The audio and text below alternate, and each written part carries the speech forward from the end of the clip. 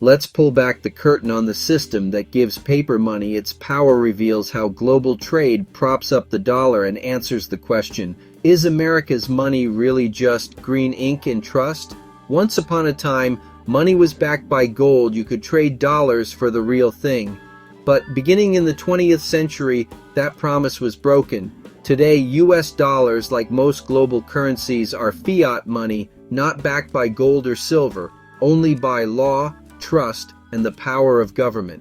Does that make our money worthless? Not quite. The US Mint and Bureau of Engraving print paper money at a tiny fraction of its face value, but the true creation of money happens at the Federal Reserve when it buys US government bonds. It essentially types trillions into electronic ledgers. The cost? Mostly just paper, ink, and a few keystrokes. Why do China and Japan hold so much US debt? It's all about trade.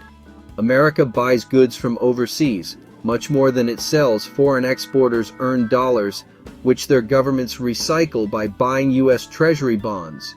This keeps their currencies weaker, supporting their exports, and provides America cheap credit to fuel its economy. We buy their stuff, they buy our IOUs. It's a cycle that keeps the global economy spinning. Sometimes these deals raise eyebrows. U.S. goods face tariffs abroad, while American markets are often open in exchange for foreign bond buying. Critics call it unfair. Others argue it's the price of the dollar's exorbitant privilege. The reality: the U.S. can run huge deficits, and foreign lenders enable it.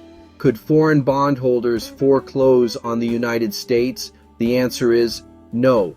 Not like a house. Bondholders can sell U.S. debt, causing interest rates to rise and the dollar to fall, but they cannot seize American assets or take over government functions.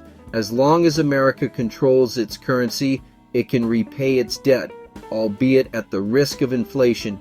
The U.S. Mint and Bureau of Engraving make coins and paper money, but most money today never leaves a computer. The Treasury issues bonds, borrowing to pay bills. The Federal Reserve, America's central bank, can buy those bonds. This process injects money into the economy through banks, corporations, and eventually consumers, all built on faith in the system. What really gives U.S. dollars value? Not precious metals or vaults of gold, but America's productive power, strong institutions, rule of law, and most of all, the shared belief that tomorrow a dollar will still buy something of real worth. Fiat money is powerful but fragile. If trust collapses, triggered by hyperinflation, political chaos, or reckless debt, paper bills can quickly become worthless. As history has shown in other countries, global faith in U.S. institutions, markets, and government is the bedrock that supports the dollar's power. The U.S. dollar, more than just green ink on paper or a digital line in a ledger, is a promise renewed every day by trade, trust, and belief. As long as that promise holds, America remains at the heart of the world's financial system. Money, power, and paper. Why trust still makes the world go round.